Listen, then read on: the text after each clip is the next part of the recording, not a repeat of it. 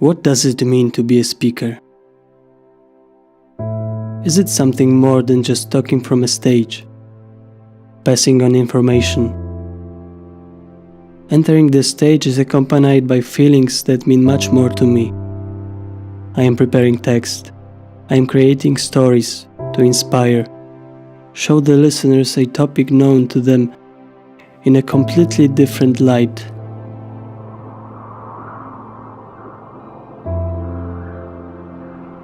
Or simply amuse them and get them away from reality for a while.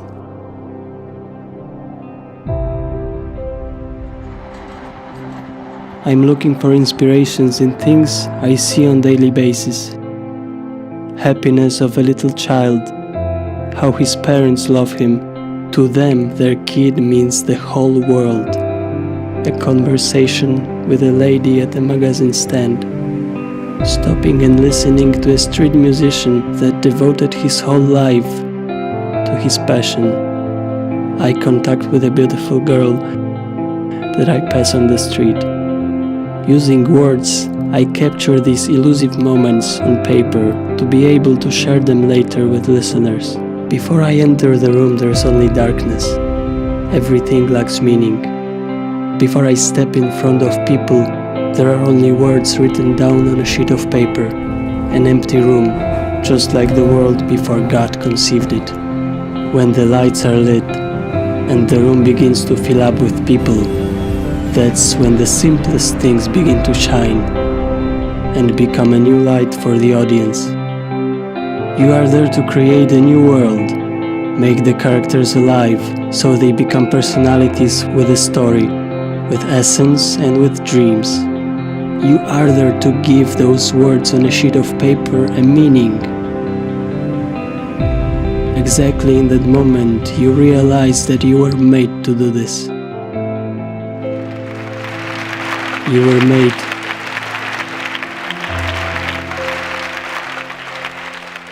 to be a speaker. President, to our fellow Toastmasters, as well as our guests for the night. My name is Zinhle Krupe. I am a certified life coach with an honors degree in psychology. I pursued my studies because of my deep passion for helping others navigate life's challenges, as well as my love for motivational speaking. Ironically, while my chosen career path involved a lot of speaking, public speaking once terrified me. I emphasize, once terrified me. Before Toastmasters, I was often the person who was seen and never heard, especially in group settings. Safe to say, if my swallowed opinions could kill, I would be dead by now. My heart would race, my voice would tremble, and my legs would feel like jelly. So, in July 2023, I decided to join Toastmasters to build my confidence, improve my public speaking, presentation skills, as well as leadership skills. I completed level 1 of the presentation mastery pathway in November 2023, which means I successfully delivered 3 speeches as well as conducted an evaluation of one of the Toasties speeches. Since then, what I have done, I have confidently stood on stages that I once dreamed of. It's only been just over a year, and I can share this is what I have done so far. In December 2023, I emceed my best friend's wedding. Judging by the feedback that I received, I think I did quite a great job. In February 2024, I was confident enough to host my very own vision board lunch under my own company. This was a great milestone for me because this was something I totally owned. In April 2024, I was so honored to be invited as the MC of the prize giving dinner of the inaugural Brian Baloyi Family Foundation Golf Day in honor of Brian Baloyi's first birthday celebration. In July 2024, In July 2024, I delivered a motivational speech to the 2024 cohort of the Piper Academy. And lastly, though very unplanned and unexpected, picture this. I'm attending an event which was the Drip Footwear's 5th anniversary celebration. The next thing I hear, ladies and gentlemen, to give the vote of thanks, please welcome Zinhle Groepe on stage. Very unplanned. Ordinarily, I would have cringed and stayed in my seat, but I took that opportunity with both hands. Investing in Toastmasters has been the best choice I have made thus far, and I cannot wait to see how much more I can do with Toastmasters going forward. Thank you very much, ladies and gentlemen. Amazing. I'm smiling. Can you all please, ladies and gentlemen, help me to unmute if you can, show yourself in video to give a big round of applause. Amazing. Thank you so much. Wow. Wow. Lovely. Beautiful. Stunning.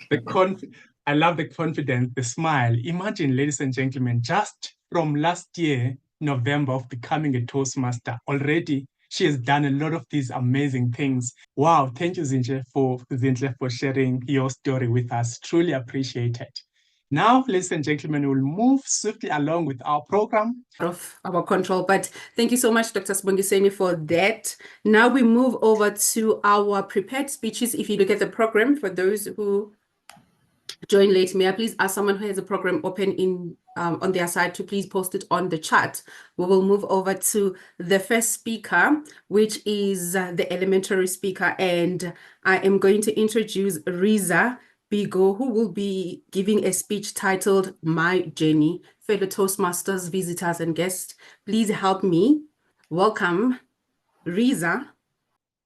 Okay, who is giving his speech? This speech is more of an introduction of the speaker. So what I will be looking for or looking out for as an evaluator is how well the speaker introduces himself to us or herself to us. So Riza, I see you here. Okay, introduce yourself to us. And I'm going to be looking out what is it that you plan on learning, or what are your goals for joining Toastmasters? And also, what is it that you're bringing into the Toastmasters world to teach us? Because it's not just about being taught, but it's also about teaching other people, because I believe that whatever you carry with you can benefit us, and whatever we carry with us can benefit you.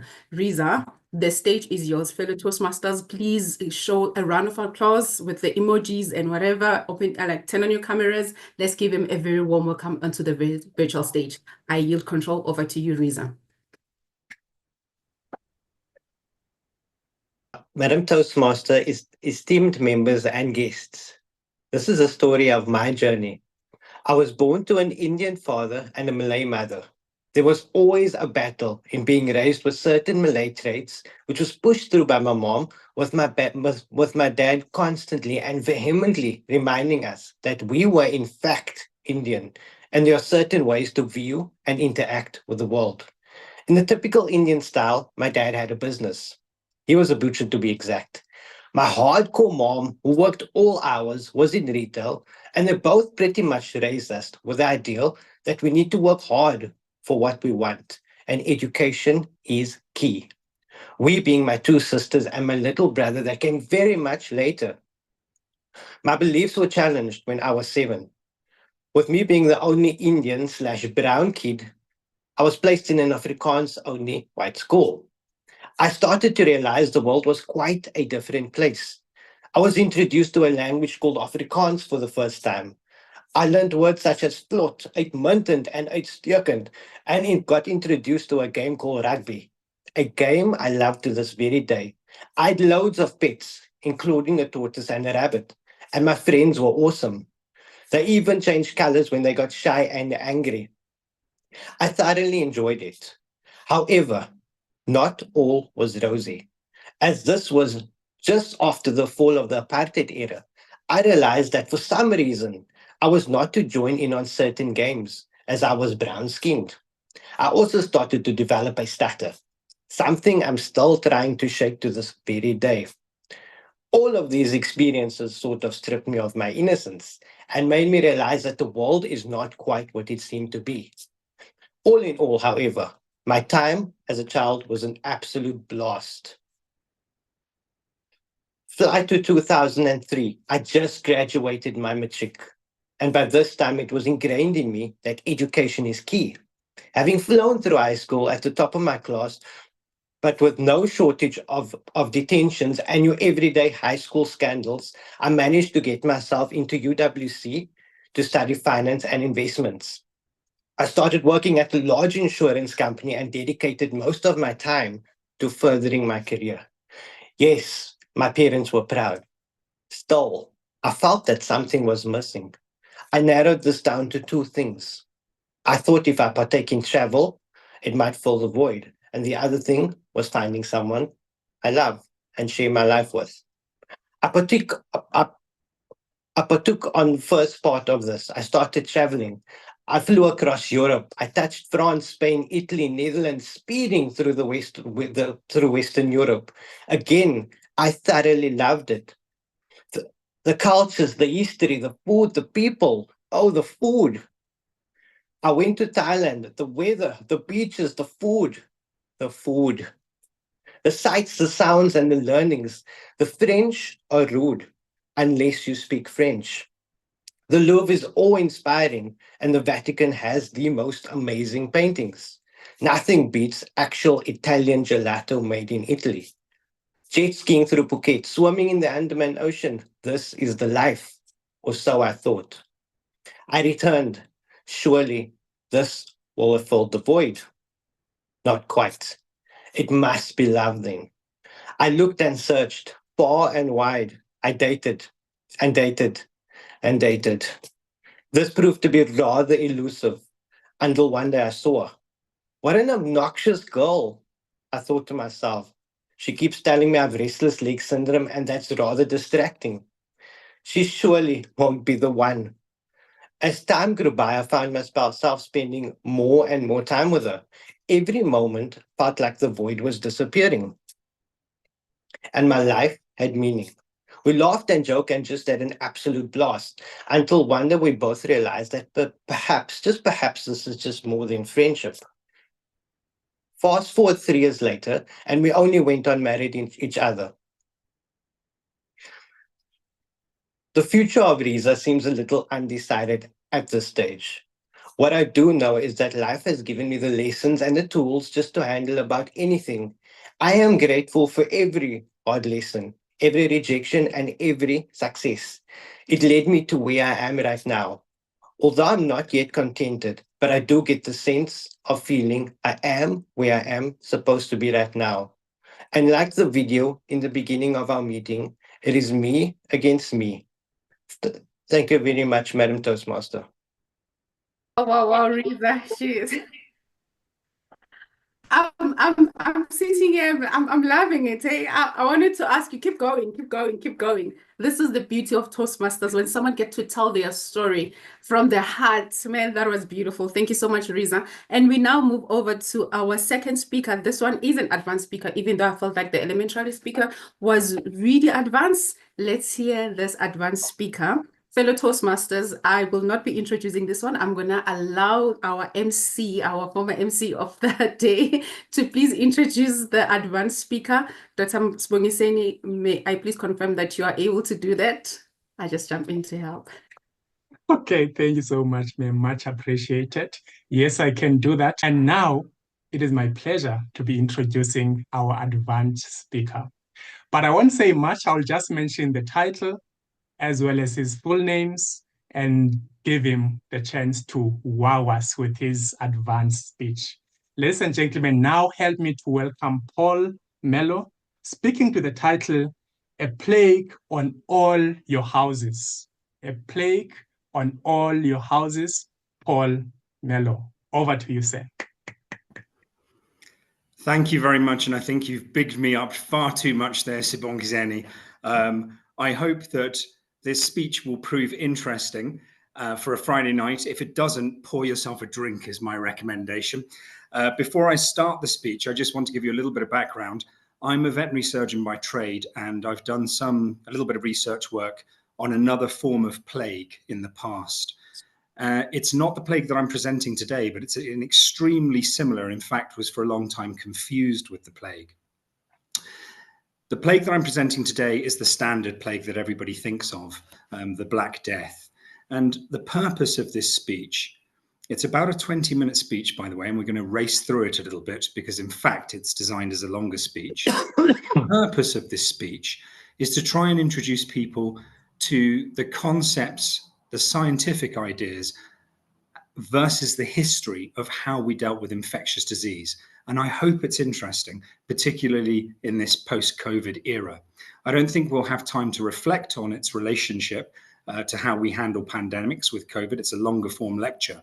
But if there's time right at the end, and if the president's feeling kind, maybe there'll be questions allowed at some later point. I'm ready to do my speech. I shall start. Tears, bitter tears fall in a bitter rain, and my heart trembles with a storm of sighs, when on your beauty bend my burning eyes, for whose soul's sake the world seems flat and vain. Life rushes by on proud, impatient feet, and death pursues her with a massive stride. Ills past and present tear the soul aside. For she stepped into my heart so vividly, a thing of light and warmth as well unknown, a princess having wandered from her throne. But now she is dead, and dead my soul in me. This was a poem from Petrarch set in the 14th century. And I think for anybody who endured loss during this recent pandemic, the passage of the years doesn't take away from the loss of somebody in that time through the unpredictability of infectious disease. Today, I'm going to talk to you about the Black Death, also known as the bubonic plague or the Great Pestilence. And it arrived, let's call it sort of central historical importance around the 14th century. But in fact, it predated this in other parts of the world, as you will see, and it certainly postdated it because there were waves of infection in the years to come, hundreds of years afterwards. This was known as the Second Great Plague. The purpose of this talk is to try and give you some history of the plague. And I hope it highlights some very, very interesting features from a scientific perspective.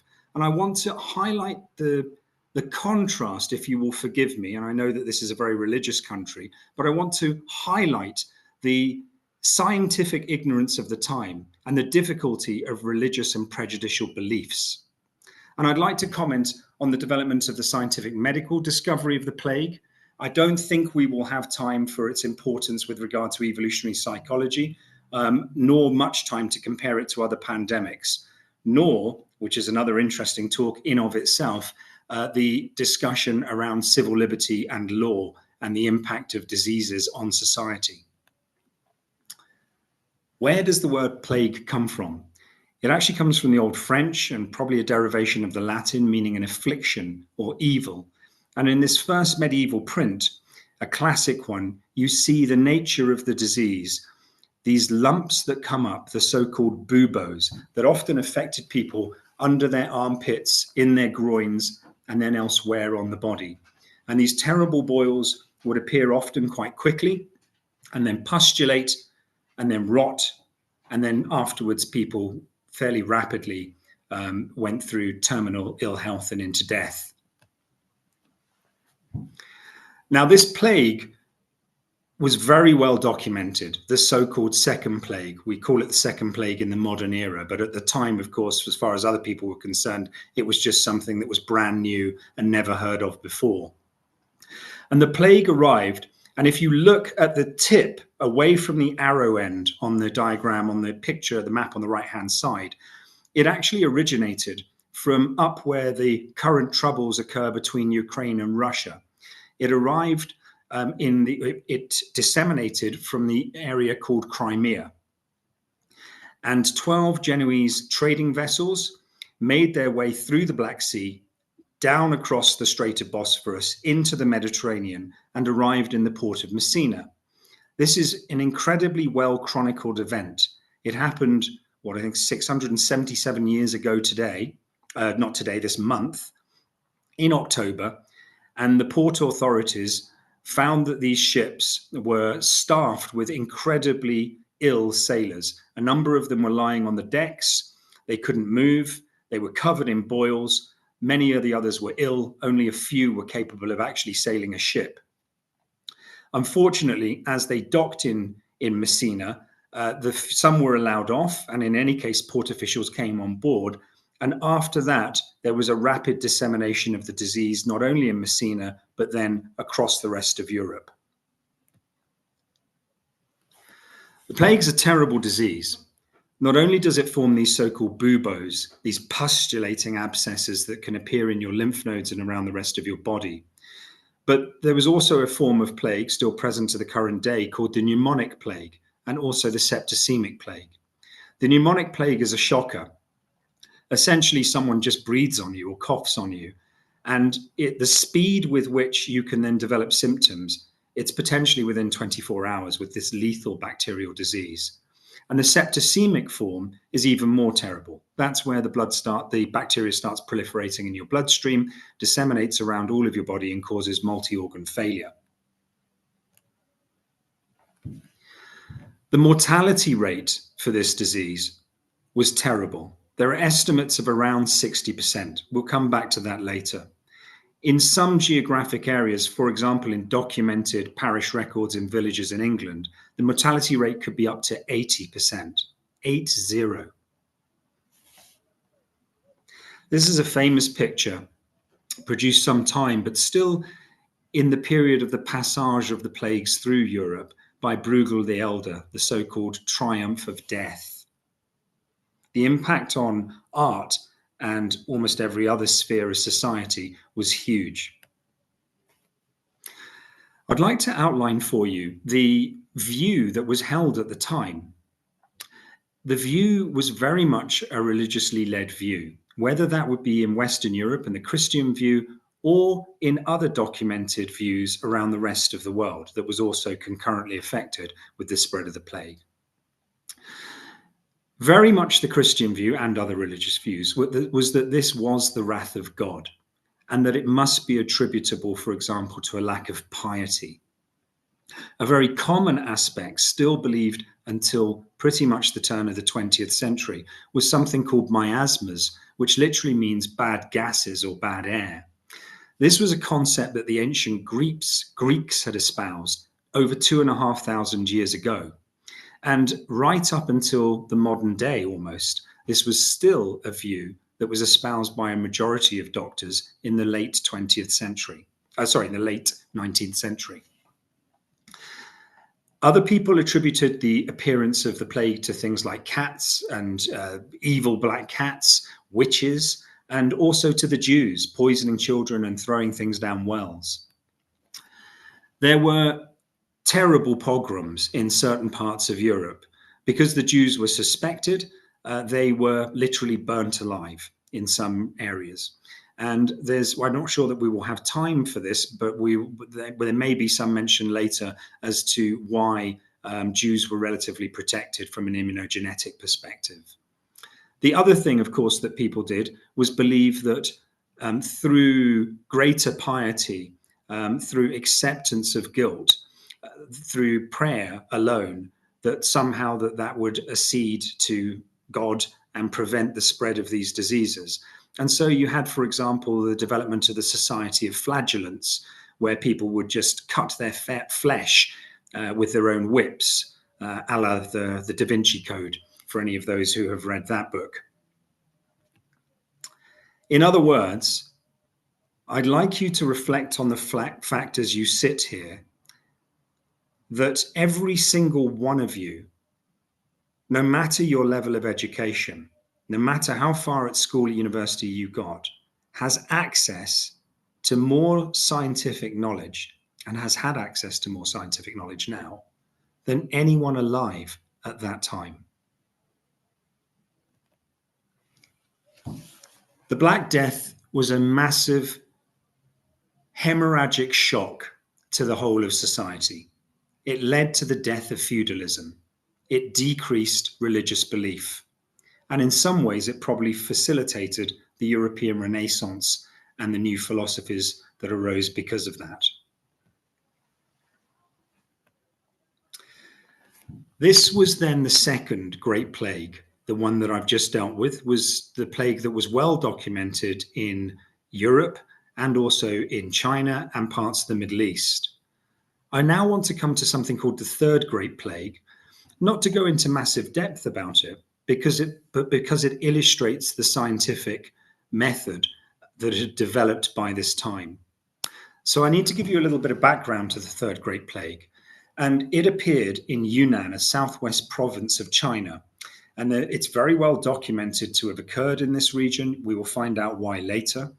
There was a famous poet called Xiu Dunan, and I've left a little quote up there talking about men passing away like falling walls, and the deaths in one day are numberless. And in fact, this young poet died very shortly after writing about the plague.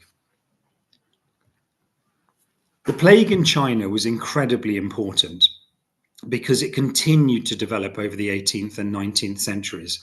And at this point, as everyone in South Africa well knows as well, this was a time of empire, of colonization. And so there was massive trade going on around the world by a number of countries, including Britain, led by Britain, arguably. And so there was a perceived risk of this infectious disease that had already spread through China coming up to the British colony of Hong Kong. And that's exactly what happened. And in 1894, Dr. Yersin from the Pasteur Institute in Paris and Dr. Kitasato from Japan were forwarded by their governments, respectively, to go and work in Hong Kong to try and determine the nature of this plague. Bear in mind that at this time, you still had people advocating for flagellation and prayer to save people.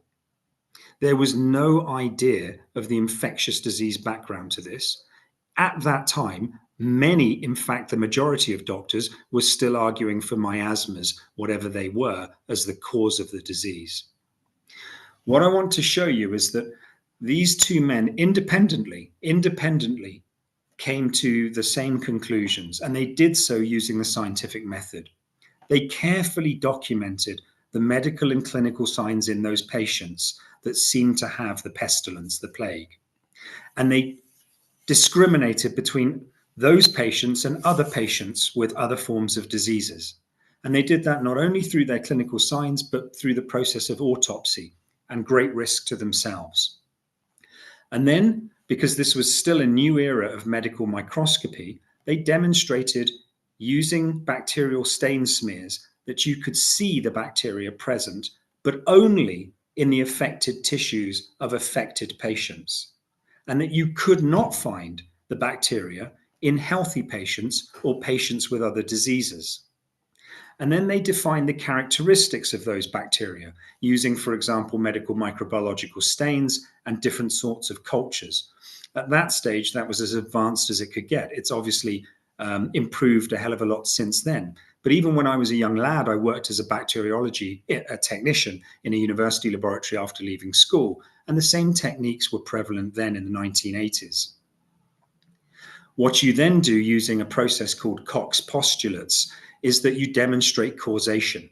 And so you take the bacteria that you found in these dead bodies and you nastily inject them into live animals. And what you show is that those experimental animals develop the same lesions and that they go on to die in the same way. And then what you do is you autopsy those animals and you demonstrate the same bacteria with the same microscopic staining and cultural characteristics within the tissues of those experimental animals. And that is a chain of causation. That's quite a basic chain of causation known as Koch's postulates. Not only that, but these two men also listened to those who were around them, the people who were dying on the streets, their families. And there were already people suspicious that the appearance of rats heralded the development of plague. And indeed, they went on to show that the same bacteria were found within those dead rats that died in the houses not long before human patients died. So So what I want to say before I move on to this book is that, in essence, for the first time in human history, there was now a demonstration at a scientific level as to the actual cause of death of people, and that it wasn't down to superstition, and it wasn't down to the Jews poisoning the wells, and it wasn't down to witchcraft. It was absolutely down to an identifiable infectious disease. And so this then miracle, if you will, for the Third Great Plague was the first classical demonstration of an infectious disease being shown to be important in terms of a pandemic.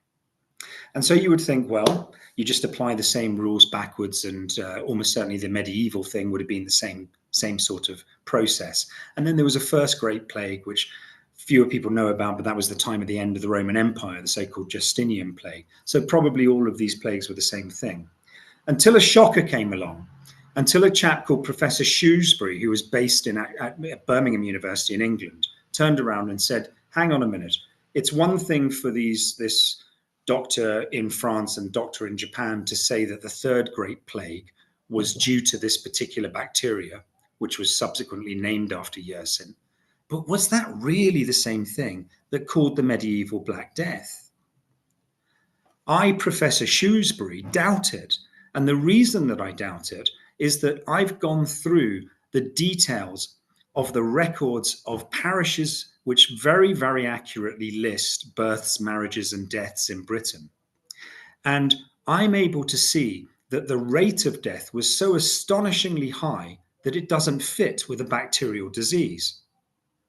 Not only that, but I can also see that the rate of death in terms of the rapidity of death is not typical of a bacterial disease. And so now I'm beginning to speculate that it may not be down, that the second plague, the so-called Black Death, the famous plague, all of those medieval art pictures, that thing is not the same as the third plague seen in China that was demonstrated by the medical doctors to be down to this bacteria. No, I believe it might be something else. It's probably a virus. In fact, it's more likely to be a virus because most bacteria don't behave in the same way. And this was an incredible hypothesis. Credible to the extent that it was explored not only from 1970, but all the way up to 2008. So as part of this kind of generalized scientific history lesson, I want to then tell you what happened next. A variety of teams were funded around Europe, all independent, different universities, different groups of people. And what they did was they went on to excavate plague pits. And they actually drilled out the teeth of these skeletons. So they drilled into individual teeth, and then they recovered the dentine from it, which is a classic way of looking for paleogenetic material that's preserved. And then they were able to do a DNA analysis, like a fingerprinting technique, on that dental dentine and demonstrate that indeed death was caused by Yersinia pestis, the classical bacteria. It wasn't to do with viruses. They could show that it was present in the teeth of patients who were buried in plague pits. They could show that the same test was negative in adjacent burial sites. They could show that the soil above it or below it was negative, but adjacent to it was positive.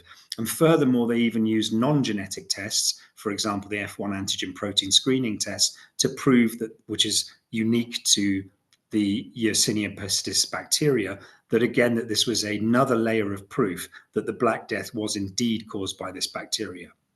This went on at grave sites around Europe. But that's not the end of the story. The end of the story is coming up now. Another blokey, I'm going to interrupt myself just for a minute because I can't see your red, amber, green screen. So please interrupt me and tell me if I'm running over time, whoever's in charge. Let me get back to Philip Slavin. Philip Slavin was a historian at the University of Stirling. And he had an interest in the plague. And he was looking at records of deaths quite deliberately up in a place called Kyrgyzstan. And in Kyrgyzstan, there were a number of graveyards where from this medieval period, you can still quite see legibly who has died of the plague, so-called Mortana, if you'll excuse my pronunciation, which is engraved onto the gravestones there.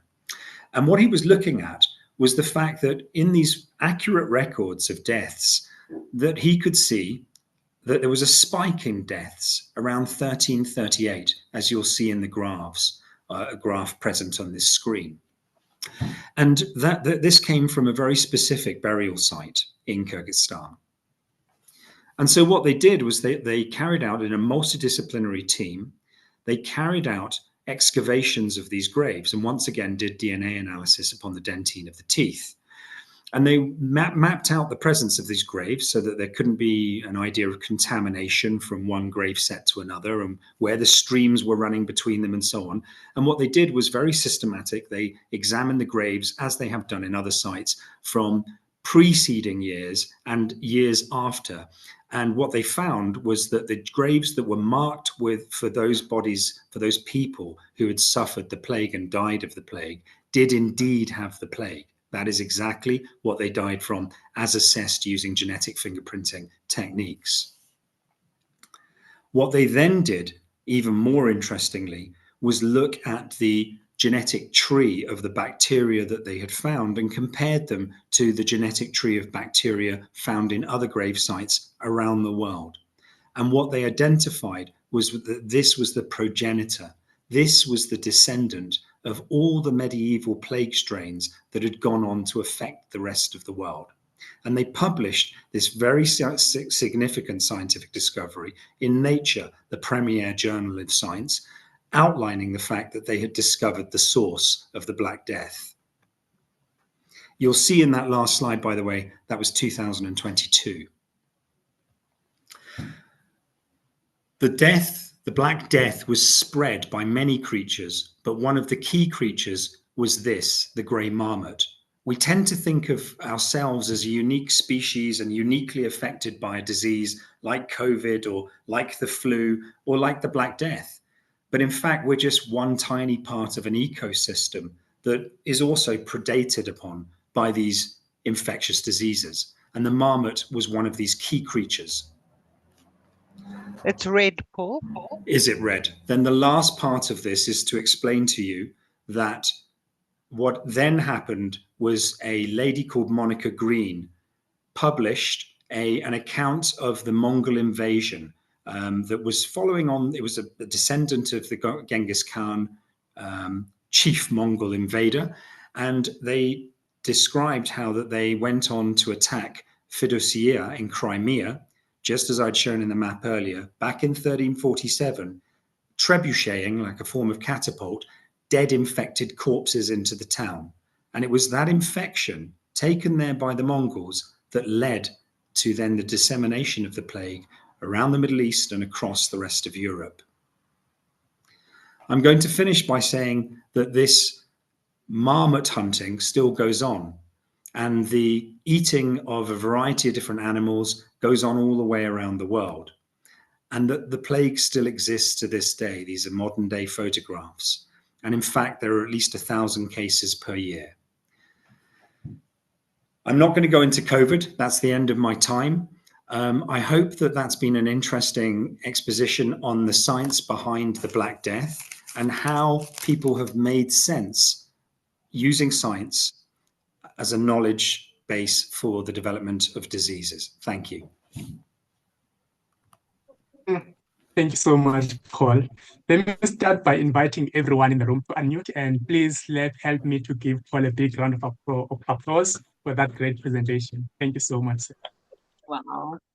Very nicely done, Paul. And us.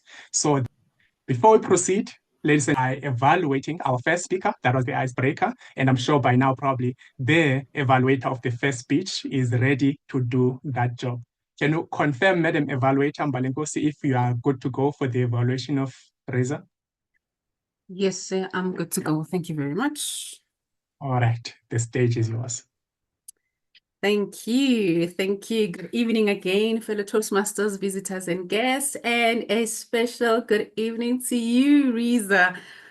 Wow. I just want to say this, that I feel like tonight we're just supposed to give you and Paul the platform to just keep on speaking and speaking and speaking, because the way you guys like spoke, it's so amazing. It's so amazing. Rizam, I love how you told your story. You see, there's a genius in someone who knows how to tell their story and still make it very interesting. And that's how you did it. The way you delivered your speech, I love how comfortable you were in front of the camera. You were comfortable in telling us about you and telling us about you, the parts of you that you want us to know about. I love the way you express yourself when you had to learn Afrikaans and how you are so deeply rooted, from what I've gathered from your speech, into your upbringing, that you've got an Indian father that reminded you that you are Indian, and I also love the accent in that. So I could get a little bit of Afrikaans from you, and I also could get a little bit of Indian in you. So your speech was so amazing. I love the rhyming and the humor. I must say that the humor was out of this world. One of the things that made me really love you when you said that the food in France was great. You said the food, and you said the French are rude. That's amazing. That is a stroke of genius, and I can tell you that if you keep telling a story like that, ain't nobody's gonna fall asleep. I can listen to you all night long. Just listening to you telling me about your story, saying those wonderful words, and also the wonderful words that you said in Afrikaans. I'm sitting here thinking, my mother of all pronunciation, I can't even pronounce half of the words you said in Afrikaans, but I heard them. So amazing storytelling. I'll give you that. Your story, the way you give your speech, commands attention and respect, and say, I want you to listen to me. I didn't get lost anywhere, because you took us from where you started and you told us about your journey. And in all that you said, I could tell what your journey was about. And when you said that there was still a space in your life, and you wanted to know whether it was traveling or it was finding someone you love. And I'm glad that you got to experience both of these things from both worlds. The one thing, though, that I would like to caution you, when you give your speech, it's always easy for us to repeat words. And one of the words that I picked up, or can I say maybe 3 words that I picked up, all in all. Just be cognizant of that, so that it doesn't become the thing that we remember the most about your speech, because that can. So what that tends to do is that it tends to take away from what you are saying. So at the end of the day, what we remember about your speech is all in all, rather than the wonderful things and the wonderful words that you've said. And the last thing that I want to congratulate you again on, the way you concluded your speech was such an amazing thing. I hope people learned that. When you give your speech, and then at the end of your speech and you say the lesson, you said that at the end, you realize that life has given you the tools to handle anything and everything. That, for me, it's about your journey. What is your journey about? About life giving you the tools to handle anything and everything. Thank you so much for giving us that wonderful speech and that amazing humor. I laughed throughout. Thank you so much. Thank you. Over to you, Mr. Toastmaster of the evening. Thank you so much, Mbali, for that great evaluation. I can see from Reza that he's smiling. He gets exactly what we are trying to say and encourage moving on with his next speech. So we truly appreciate that. Before I let you go, let me do the same thing also with you and ask everyone in the call to give you a round of applause for that stellar job. Thank you so much. Thank you. At this point, allow me to welcome on stage Erica McKay to facilitate the advanced speech evaluation segment. Over to you, ma'am. Thank you so much, Mokiseni. So yes, this is where you all get to participate. And it's really, for those of you who've never done an evaluation before, what we try and do is make sure that we give our speakers points for improvement, but also really focus on what we loved about the speech. So if I can ask you all, if anyone has something to share, raise your hand and I will call you. Anything you loved about Paul's speech. Let's start with the positives. Something that you want to share that you loved. Can I just remove the spotlight so that I can see the screen, please? That'll be really helpful. Thank you. So I will kick off if that's okay, Paul. So I want to echo what our Mr. President said, that your use of slides is really exemplary in terms of not being overkill with lots and lots of text that distracts your audience and makes them read it instead of listening to what you're saying. So really, that was well done. The images were graphic, described what you were saying perfectly. They were interesting, they related, but still allowed us to focus completely on what you were saying and the story you were sharing. And so that was really great for me. I also want to just talk about your vocal variety, because you have a very beautiful, articulate way of sharing the story. You were talking about death, which a lot of people would have lowered their tone and just spoken in a soft tone throughout. But actually, because you were sharing exciting moments, people traveling around the world, dead bodies laying in ships, you used your voice to help us be with you throughout the story. So really enjoyed your vocal variety throughout. In particular, there was one, I got the image vividly in my head. I hope I can sleep tonight. Pustulating abscesses. Don't know if everyone else is going to have these visions of pustulating abscesses tonight. The thing I want to talk about is your explanations across the timelines. I really enjoyed how every time I felt I'm a little bit lost, because you're talking quite a deep topic and there's a lot of history in here, but you kept bringing us back to the year, the timeline. This was the first plague, the second plague, the third plague, which helped me stay on track with where you were in your story. Now, some points for improvement, which is really difficult on an advanced speech. But I think the one thing I'm going to say to you is a little bit of preparation up front, maybe join the meeting earlier to test that your slides work, make sure that's easy, as well as the timing. I know you couldn't see the timer, so maybe just say to the timer, I'm not going to be able to see you. How do you communicate with me? Because I think your ending was quite abrupt because we shared red, but if we had shared green, yellow, red, you may have had more time to just wind your ending down. So just a little bit of prep beforehand, talk to the relevant role players. Oh, now I'm getting the yellow card. And that I think would have helped your ending be smoother. But overall, a really interesting topic to push yourself. I would also have loved to hear more personal, because it was quite historic. I would love to know why you are interested in this. What made you go and research this topic? You could have put that in your introduction and then gone into this, and it would have just made me connect with you a little bit more.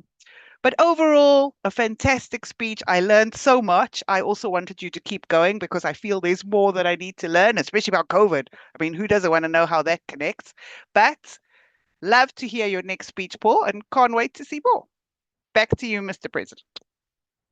Thank you so much, Erica. Let me start by reading a comment, which was also a kind of an evaluation for Paul from Tabile, saying Paul's passion on the scientific subject was so evident and enjoyable.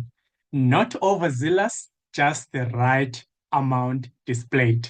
Thank you so much, Tabile, for that evaluation.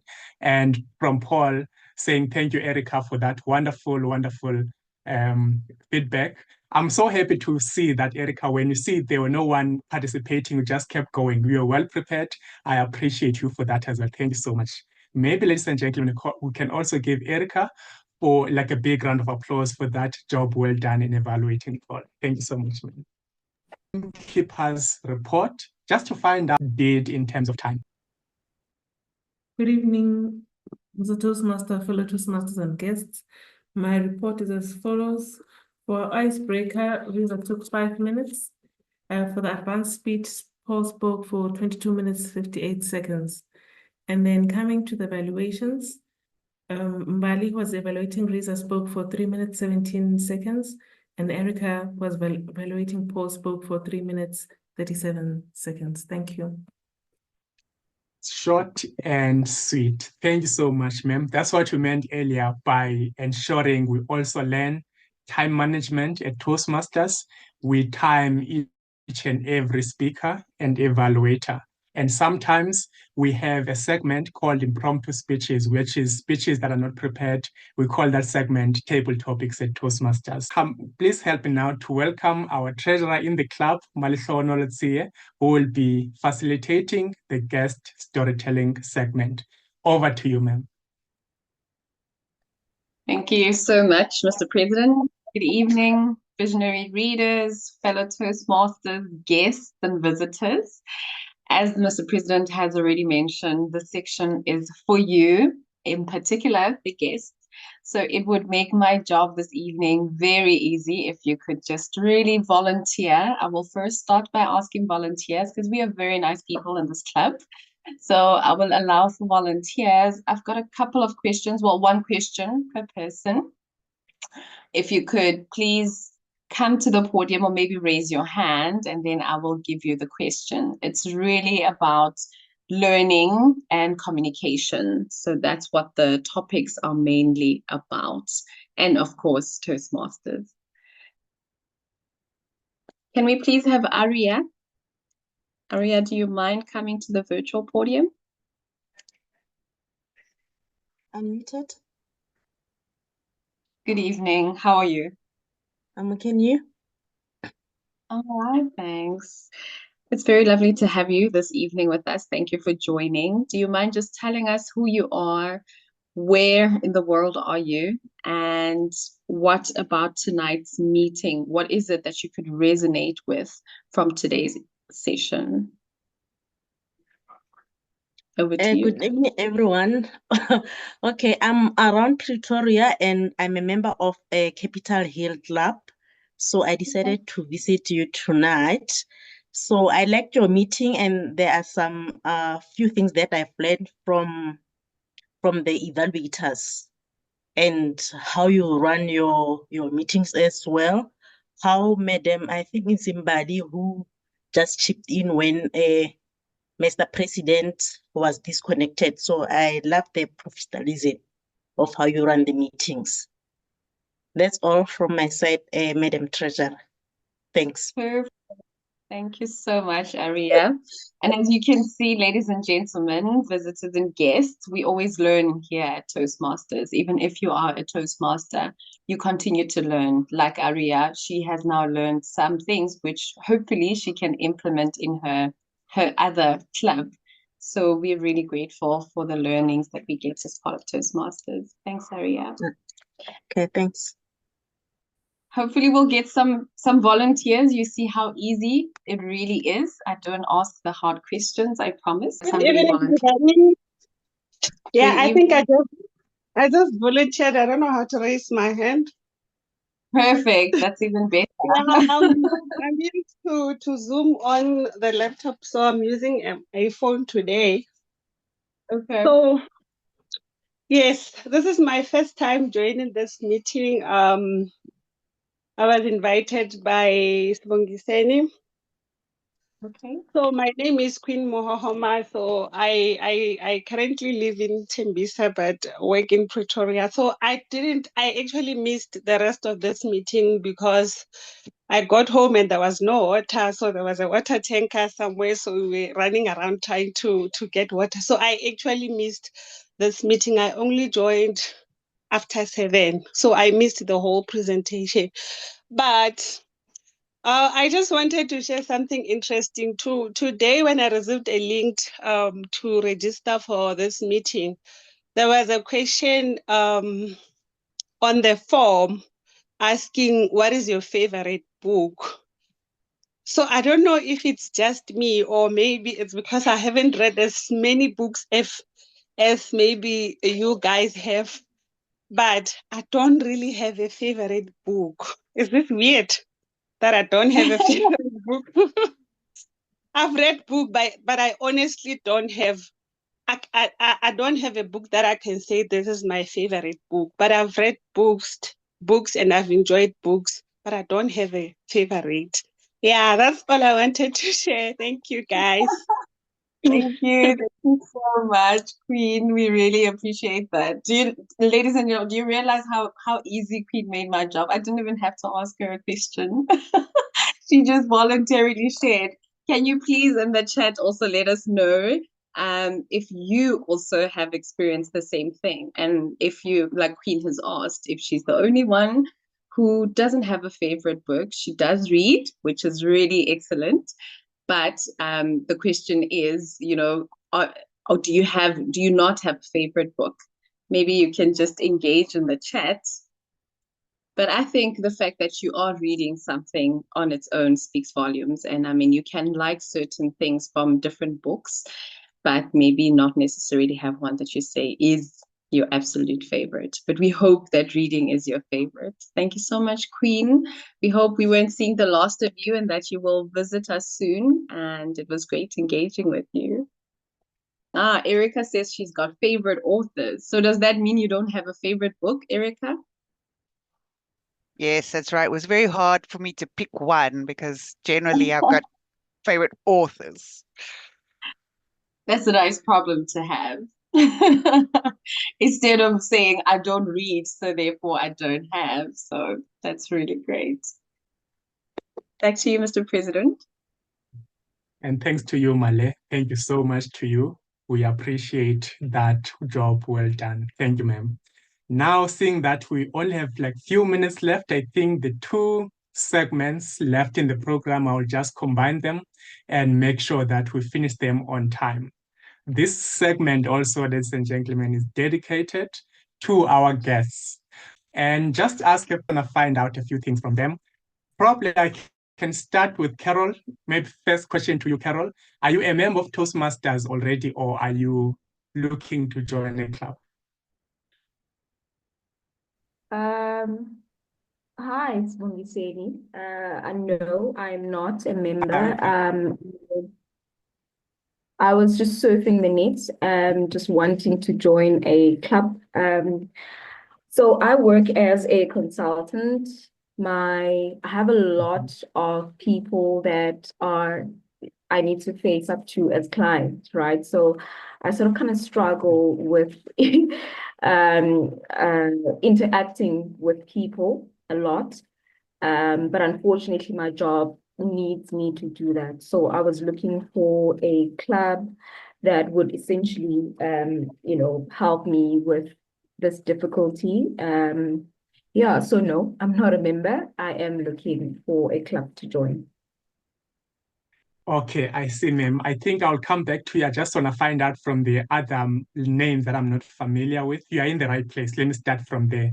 Let's move now to maybe TG Ramasike, Mr. or if you are a Mr. or ma'am. Can you tell us if you are a member of Toastmasters already or not?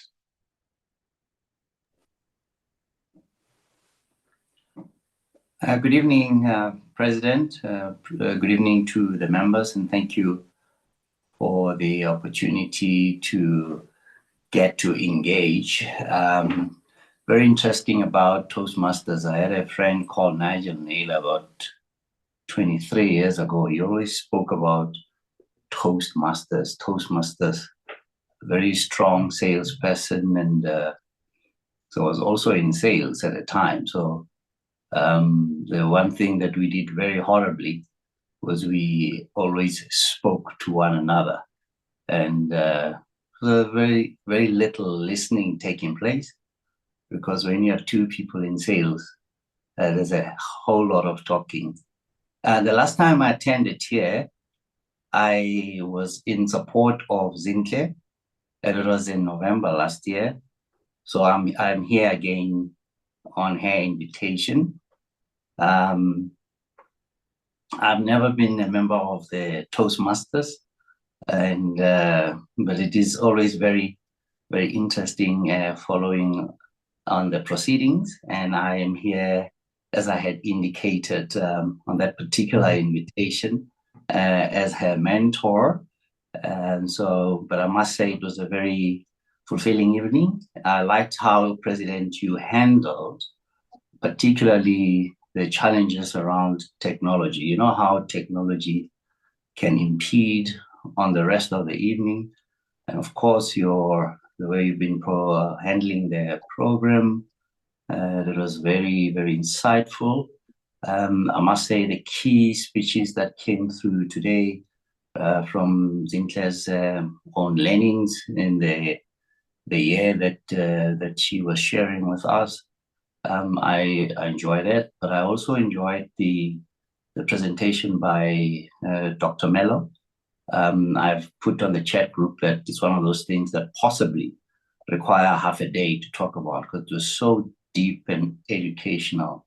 But overall, Chair, President, may I say this was a very professional evening and very good investment for a Friday evening. Thank you, President. Thank you to your EXCO and the members that are in the midst. Thank you. Wow, my heart is warm right now from that positive feedback. Thank you, Mr. TG. You've said a lot. I won't repeat what you have said already, but we truly appreciate that heartfelt feedback. Thank you so much, sir. I would like I said, to give everyone an opportunity to just say a few things. It can be anything from the top of your mind, but my question is simple. Are you yet a member of Toastmasters? And I've got two more to ask. That is Ngazimulo and Simpiwe. Let me start with you, Ngazimulo. Please share with us if you're a member of Toastmasters, and you can just say whatever is in your mind. Over to you. Good evening, everyone. I'm not a Hello. member of Toastmasters yet, but I intend to. I'm based in Durban. This is actually my second visitation. I went to the one in Durban, and now I was invited to this one by Sibongiseni. I'm keen to become a member, as I would like to be able to express myself fluently in meetings and in public speaking. All I can say, ma'am, you are in the right place. We'll help you accomplish that goal. Let me just wrap up by saying this. Thank you to everyone who joined, fellow Toastmasters from different clubs who came to support us in our open house event. Special thanks also to our members of the club who took different roles. We truly appreciate your support, and to our great, lovely coaches who were doing different roles. We thank you from the bottom of our hearts. And now to you guests, the reason why we have this meeting today, it was particularly dedicated to you and to explain to you in detail specifically for those who want to join. One thing I can tell you, as a club, we are members situated in different parts of the country. And Erica now is joining us from the UK. Whether you're in South Africa or anywhere in the world, this club belongs to you. You are in the right place. And like I said, we have these tenets that also related to public speaking, communication, and leadership, which is all about reading. It's okay if you don't have your favorite book. If you can have favorite authors, that's still okay, because all of us, it's very difficult to pick that one book, especially if you're an avid reader. So all in all, let me bring it home to explain the process of joining Toastmasters before I close. And maybe I can ask you for your thoughts after sharing this.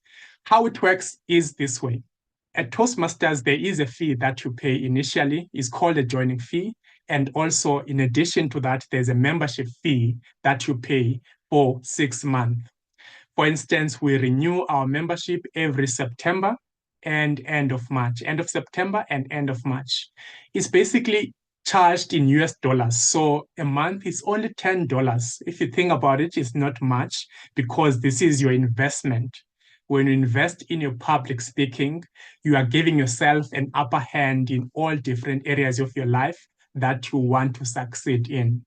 For instance, it has been said that 85% of your financial success depend on your ability to articulate yourself, to communicate effectively, and to lead. That is a quote from the Carnegie Institute of Technology.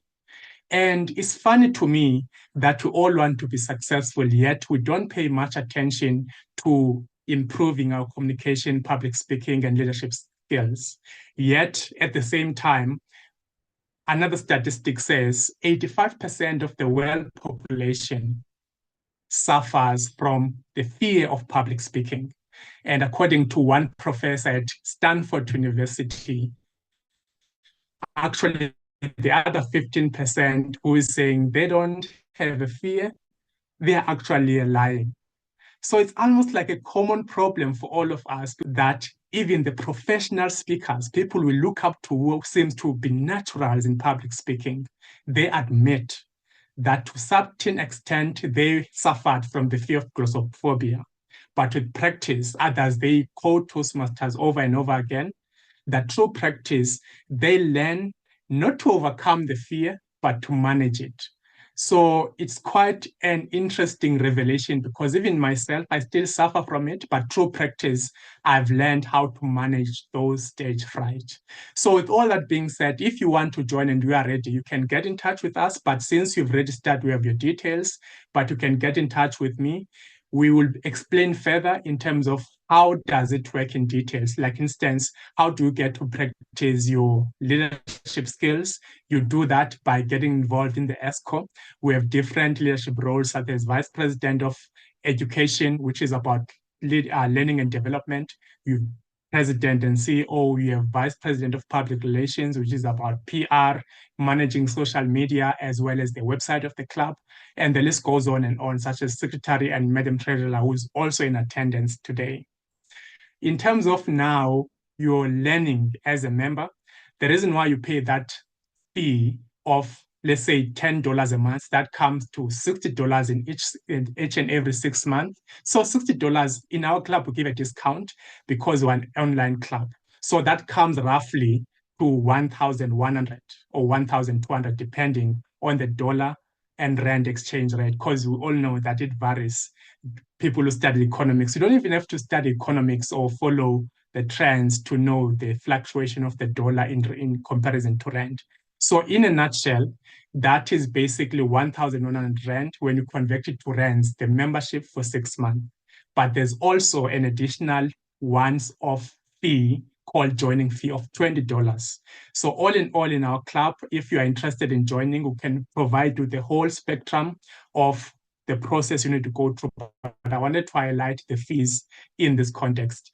In total, 1,200 plus 20, let's just say $20 in this case would probably be 400. So you are looking at 1,600 to 1,800 as a once-off. But each and every, let's say next year in March, you won't be paying that same amount, but it will only be that 1,100 or 1,200. Overall, thank you once again for all of you for supporting us and ensuring that we have a successful meeting this evening. And I'm sure you've learned something, either from the speeches or just for any other role that was played today. Also, it could be giving a feedback like evaluation. We are truly grateful as a club. We have come to the end of the meeting now. Or maybe from you, Coach Paul, if I can give you like the stage again, would you like maybe to say a few words as a coach, something that you observed during the meeting that you might want to work on next time? I thought the meeting was really well run, well done, Sibongizeni and your exco and all the attending members. I actually joined Toastmasters not so much to improve speaking, but just to listen to interesting people. So maybe if there are some people in the audience who are of the same ilk, it's quite valuable to listen in and just hear from different professions, people with different life experiences, different cultures. And I think that the EXCO's efforts here in terms of setting up a book club are really commendable, because it really does make the world your oyster here. I think if you have an interest, a passion for reading, and just to share different topics, I'll admit to you, Sibongizeni, I put down The Lord of the Rings as my favorite book because I'm reading it with my 9-year-old. He doesn't really need me to read to him anymore. But, you know, we all at different stages in life have different books. And I think it's a great commonality. So congratulations to the club, and congratulations to you for holding another good meeting. Thank you for inviting me. You are welcome, sir, and thank you for those words of encouragement. We are already over time, ladies and gentlemen. Thank you once again from all of us as an ESCO, as well as the rest of the club as Visionary Readers Toastmasters Club. A lovely evening. Cheers to all of you. Bye. Bye, everyone. Cheers, everyone. Bye. Bye. Thank you so much. All the best.